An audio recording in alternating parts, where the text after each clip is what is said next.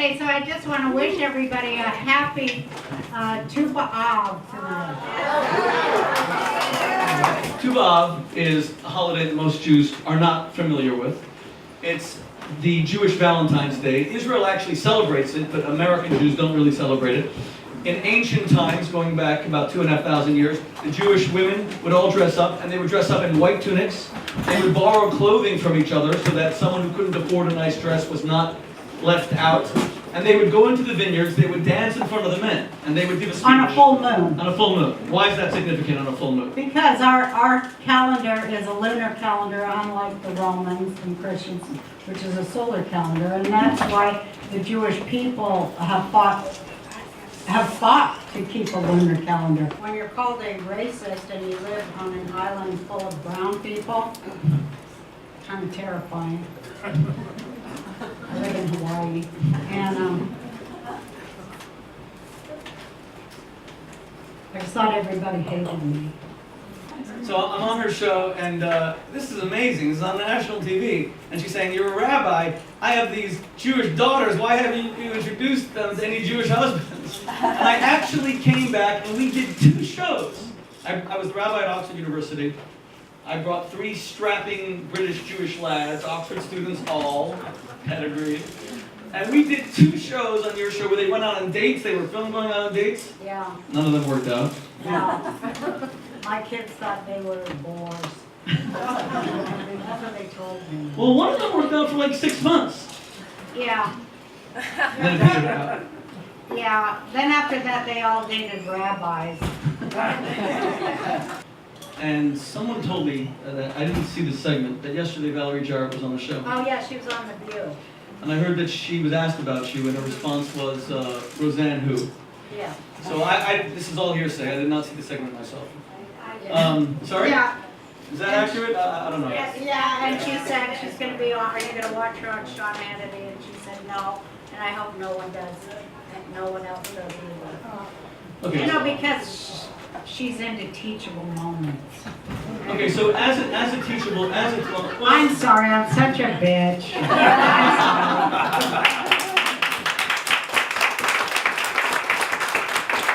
But I did invite her on Sean Hannity tonight. He told me the same stuff like you're saying, and I said I would love to have a conversation with her. I would love it, and we could turn it into a teachable moment, and we could really talk about the Iran deal and our difference in opinion on that subject. on policy. On policy. No, so on a personal level, you apologized to her. You I did. On Twitter, Yes. and then you wanted to call her. Yes. And by the way, I also kind of reached out through a friend of hers. I was afraid she'd swear at me and hang up the phone though. But you apologized to her I because did. you recognized that you had wronged her. Is that right? Well, I recognize that she thinks I wronged her. Okay, and that's enough to have to make it right. Yeah, I'm sorry that anyone thought that that was a racist and not a political tweet, because it was in fact a political tweet and not a racist tweet whatsoever. So I'm not really right or left. I consider myself to be part of the vast middle. And we just want solutions to problems. We want some sort of a solution to the fact that people in every inner city in America, you know, they're raising, I've seen it.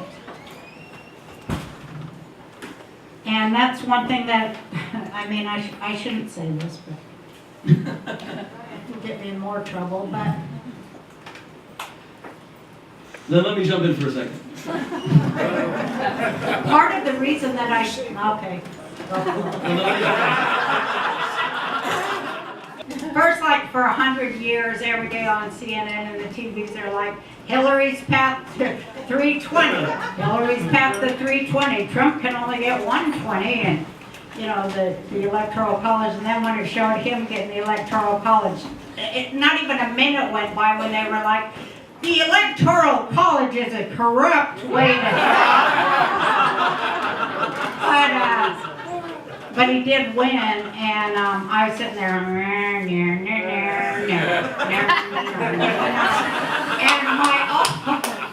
my daughter, 44, she's my middle daughter, she was crying, and I felt so bad for her, but she was like, It's gonna deport all the gays!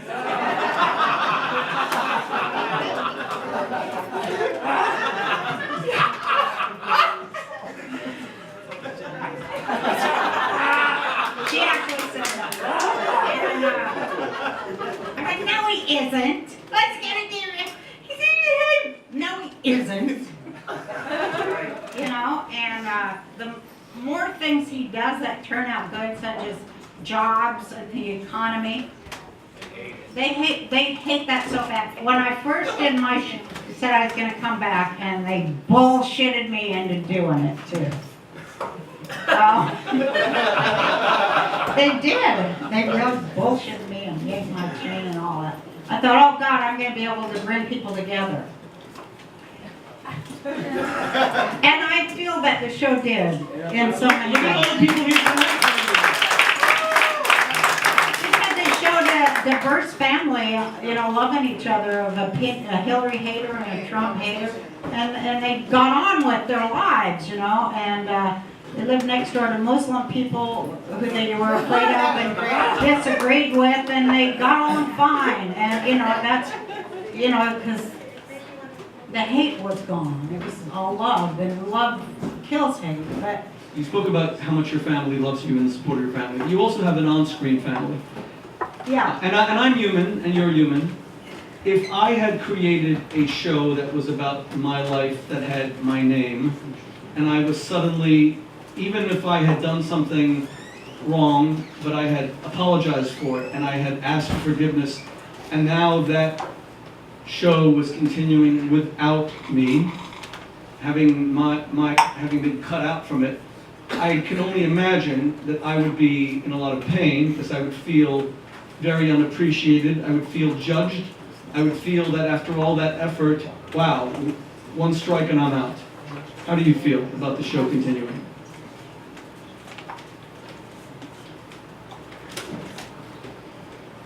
well, I have mixed emotions, and I go up and down with it all the time, you know. Sometimes I'm good with it, sometimes I'm not. I'm human, so, you know, I try to think, I try to think positively, and to afford even those who slander me, I try to treat them with human dignity, despite what they do to me. I'm sorry that it wasn't important enough for any of them to call me and ask me what I meant. And more than that, though, when I really think about it, I'm like, man, they lost a good friend. I didn't. I didn't lose any friends, but they did. I want to be laughing. I want to enjoy all the cultures in the world because they all have damn good food. And I like going to separate cultures and eating their food. I invited you to a kosher restaurant right after this event, and even though kosher is twice the price and half the taste. Joke!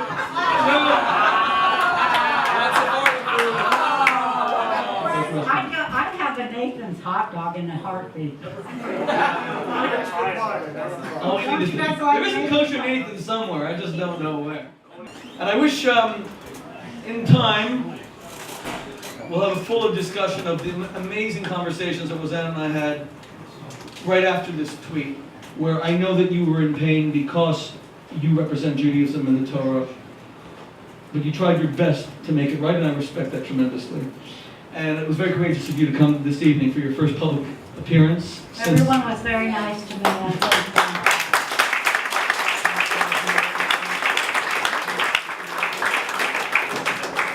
So, with that, I just have to announce something that you don't know.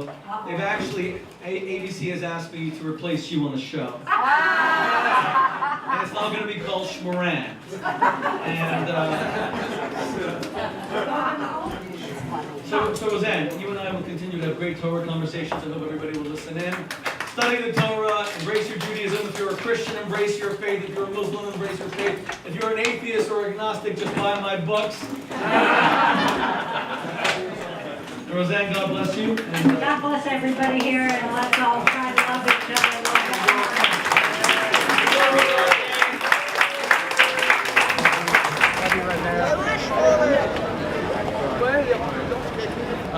I think what you saw tonight is